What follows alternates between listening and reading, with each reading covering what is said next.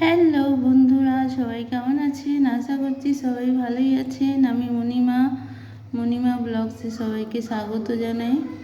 আমি একটা জিনিস বানিয়েছি, এটা হচ্ছে পটেটো চিপস। এটা যে দেখুন কেমন ক্রাঞ্চি হয়েছে, আর এই টমেটো সস দিয়ে খাচ্ছি।